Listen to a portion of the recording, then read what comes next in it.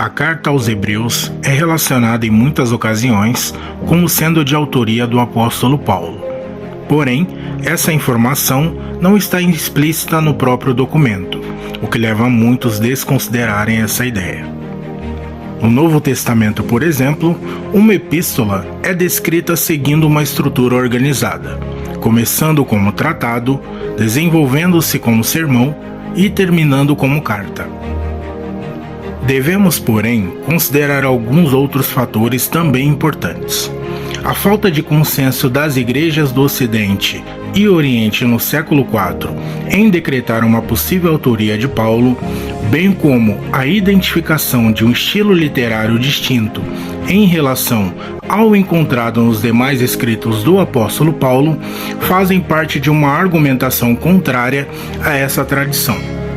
Fica um tanto evidente que nos primeiros séculos do cristianismo muito se discutiu acerca dessa possível autoria.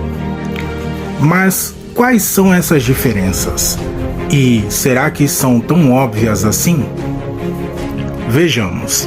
A maneira como o autor cita o Antigo Testamento em Hebreus, assim como a maneira de Paulo iniciar as suas cartas, são os principais detalhes dessa construção, desse argumento que surgiu em cima dessa possível autoria do apóstolo Paulo acerca da Epístola de Hebreus. Todavia, muitos estudiosos das Escrituras reconheceram partículas do pensamento paulino no livro de Hebreus, principalmente sobre temas acerca da lei, da desobediência do povo no deserto, como um sinal de alerta aos crentes, a comparação da carta como sendo leite materno aos ouvintes, Abraão e o seu exemplo de fé, entre outras congruências. Após verificar essa relação dos textos de Paulo com Hebreus, a crítica textual foi quase que obrigada a admitir que, no mínimo, um secretário baseado no pensamento do próprio apóstolo foi o responsável pelo livro, ainda que não seja um consenso acerca do nome do escritor. Não haja um consenso sobre quem de fato teria escrito esse livro. Apolo, Lucas, Barnabé, Clemente de Roma, Silas, Filipe e Priscila foram alguns dos citados como os possíveis autores desse livro tão enigmático. Porém, como disse, argumentos baseados apenas em conjecturas.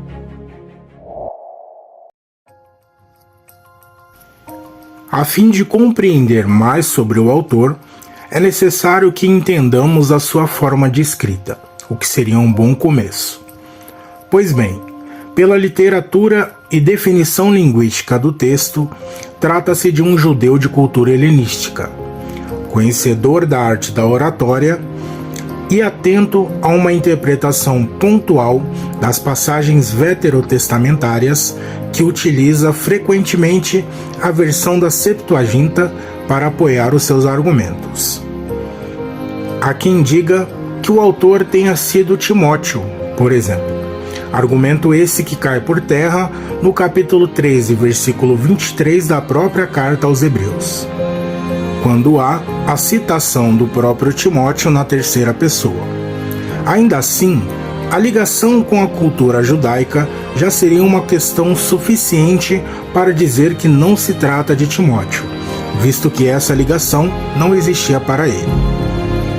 O fato é que, se nos apegarmos somente ao autor do livro e não à essência de sua mensagem, certamente seremos frustrados.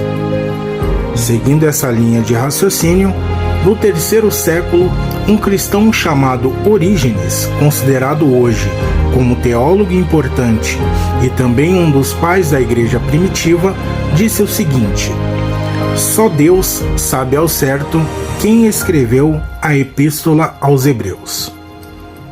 Diante deste mistério da autoria do livro de Hebreus, simplesmente não podemos negligenciarmos a essência e a mensagem central que contém o livro de Hebreus.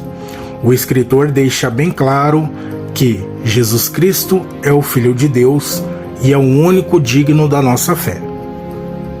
Prova disso é a citação do autor referente à preocupação com a apostasia e que os cristãos devem estar com seu pensamento voltado para a divindade de Cristo, como superior a todo e qualquer outro Deus. O livro de Hebreus ainda compara e contrasta Jesus com toda a história do Velho Testamento e argumenta que Cristo é o clímax de todas as coisas do passado. O autor do livro de Hebreus destaca que a vida do fiel deve ser considerada como um êxodo contínuo para uma pátria prometida, que não deve ser identificada como um lugar terrestre, seja ele qual for. É claro que essa citação refere-se ao reino de Deus, o reino invisível, e não uma terra prometida como é considerado no Antigo Testamento.